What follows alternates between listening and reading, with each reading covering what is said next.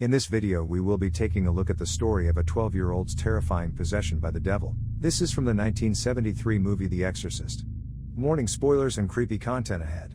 Father Lancaster Marin is an elderly Catholic priest on an archaeological dig in Iraq.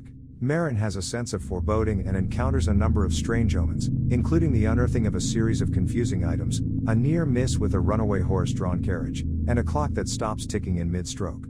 Finally, Marin discovers a statue of a bizarre demonic figure. Although the film does not mention it, it is a representation of a demonic figure known as Pazuzu. Back in the United States, in Washington, D.C.'s upscale Georgetown neighborhood, a successful actress named Chris McNeil begins experiencing strange phenomena. Chris lives with her 12-year-old daughter Regan, her personal assistant Sharon, and 2 housekeepers. Regan's father is estranged for reasons unknown. There are mysterious, unexplained sounds in the attic of the house, which Chris attributes to rats. Regan slowly begins to exhibit strange behavior, undergoing behavioral changes much like depression and anxiety. She turns up in Chris's bed one night, complaining that her own bed was shaking. Chris is working on a new movie in Georgetown with a director known as Burke Dennings. While filming a scene one day, she notices a young Catholic priest watching her. His name is Damian Karras.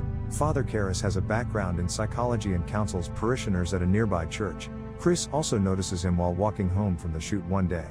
Karras is a thoughtful, conflicted man. He discusses his vocation with a superior and asks to be transferred because he feels he is losing his faith. He also has an elderly mother who lives alone in a slum in New York. He visits her and is reminded of how lonely her life is, and he feels guilty that she has to live in such poor surroundings. The strange occurrences in the McNeil house begin to increase. Regan reveals that she has been playing with a Ouija board and claims that she has the ability to communicate with a spiritual entity all by herself. A nearby Catholic church is desecrated. A statue of the Virgin Mary painted crudely and adorned with conical clay additions made to resemble breasts and a penis. Regan also works with clay and paint, making small animal sculptures. Meanwhile, Father Karras' mother falls ill and, due to a lack of funds, she is placed in a very shabby hospital and reassigned to a ward full of mental patients. Father Karras is distraught when he visits her and she seems to blame him for her situation. Later, she passes away under these conditions, adding to his sorrow. Chris has an elaborate party at her home with a number of affluent guests. One of her guests is another Jesuit named Father Dyer, and Chris asks him about Karras, having noticed him and referring to him as intense. She finds that Karras and Dyer are good friends. During the party, Regan appears happy and social, but she reappears after being sent to bed, dressed in her nightgown, and urinates on the carpet in front of the guests while making an ominous statement to a prominent astronaut: "You're gonna die up there." After the guests leave, Chris bathes Regan and puts her to bed, but is startled by a loud sound from Regan's bedroom. She rushes back down the hall and discovers Regan's bed shaking violently, rising up off the floor with Regan on it. Chris jumps on the bed and it still levitates. Chris subjects Regan to a series of medical tests to discover what the problem is. The doctors are unable to discover anything, despite putting Regan through some grueling, painful procedures. The best they can come up with is that Regan may have a lesion on her brain, but ultimately they are frustrated when nothing appears on her brain scan. At Chris's house, Regan suffers what appears to be a seizure, and 2 doctors visit to assist. They find her rising and falling up and down on the bed in a way that seems impossible for a human being. When they try to sedate her, she hurls them across the room with abnormal strength, speaking to them in what seems to be a male voice: "Keep away. The sow is mine." Eventually they sedate her. Out of options, they advise Chris to search for a psychiatrist, but they also reluctantly discuss another possibility. They mention the phenomenon of demonic possession and the rite of exorcism. While they seem to hold professional contempt for it, they do admit that it has been known to solve problems such as what Regan is going through. Chris is skeptical, having no real religious affiliation of her own. The situation worsens when Chris is out one evening. She returns to find the house deserted except for Regan, who is alone in her bedroom and appears to be in deep sleep. The bedroom is freezing cold, the window standing wide open, and she is uncovered. Sharon returns and Chris is furious with her for leaving Regan unattended, but Sharon explains that she left Regan in the care of Burke, who was visiting the house, while she went to the pharmacy to get Regan's medication. Burke's absence is unexplained until the doorbell rings and an associate of Chris's breaks the news that Burke has just died on the steps outside Chris's house. Shortly after this, Chris is visited by a kindly detective named Kinderman, Lee J. Cobb, who seems suspicious of Burke's death. He questions Chris about the events of that evening, and Chris is nervous, hesitant to tell him about Regan's problem. While he is visiting, he notices a few small animal figures that Regan has crafted. They are similar in style to the desecration of the statue in the church. Kinderman leaves and immediately a violent disturbance comes from Regan's bedroom. Chris hears a deep male voice bellowing at Regan to do it, and Regan screaming in protest. In the bedroom, Chris finds Regan plunging a crucifix violently into her vagina.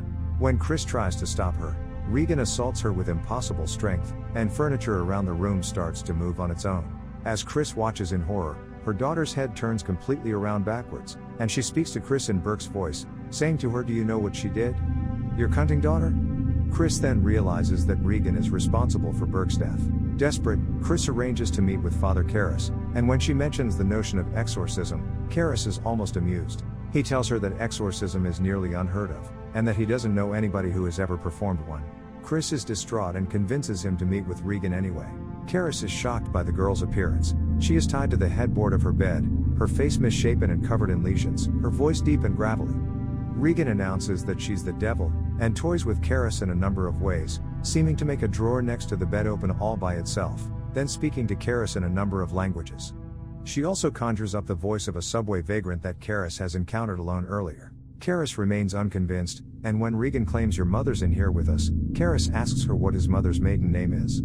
Unable to answer, Regan vomits spectacularly all over him. Chris cleans Karras' sweater and discusses Regan with him. Karras is still not convinced that Regan is possessed, especially because Regan says she's the devil, and he recommends psychiatric care for her. Chris pleads with him to help her obtain an exorcism, swearing that the thing in the bed upstairs is not her daughter. While Karras thinks it over, he is approached by Kinderman, who questions him about the fact that the desecration of the church could be connected to Burke's death. What he was unable to tell Chris was that Burke's body was found with his head turned completely around backwards, and the police department considers it a homicide.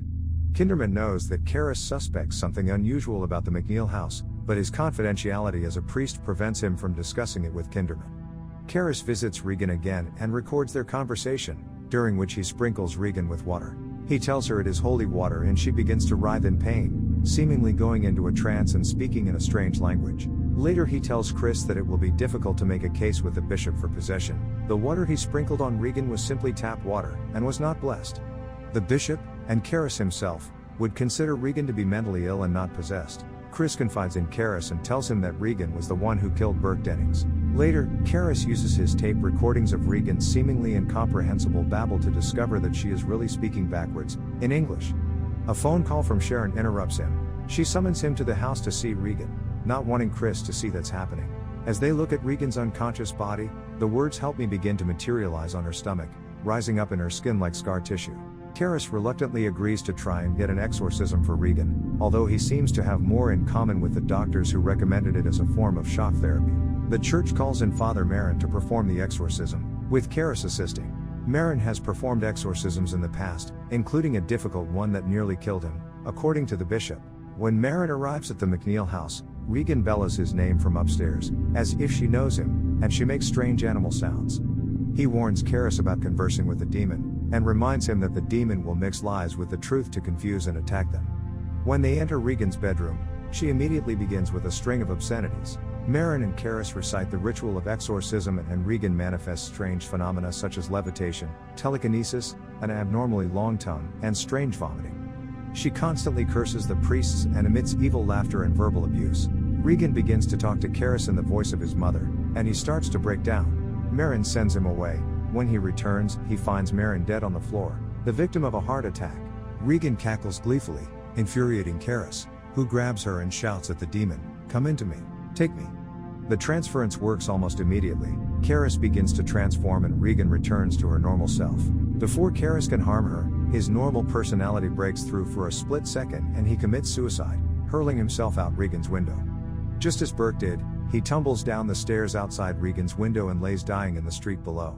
By chance, Father Dyer happens upon the scene and administers the last rites to his friend. In a brief epilogue, we see Chris and Regan as they prepare to leave the house in Georgetown. They are visited by Father Dyer. Chris speaks with him privately and tells him that Regan doesn't remember anything about the possession or the exorcism. Regan then appears and greets him cheerfully, transfixed by Father Dyer's white collar. Before they leave, she suddenly hugs Father Dyer and kisses him. As Chris pulls away in their car, she orders the driver to stop for a moment and gives Father Dyer the religious medallion that belonged to Father Karras. In their struggle, Regan had torn it from his body and it was in her bedroom all along. Thanks for watching Horror Movie Recap. Subscribe for more videos like this, give us a like to help out, and don't forget to turn on notifications.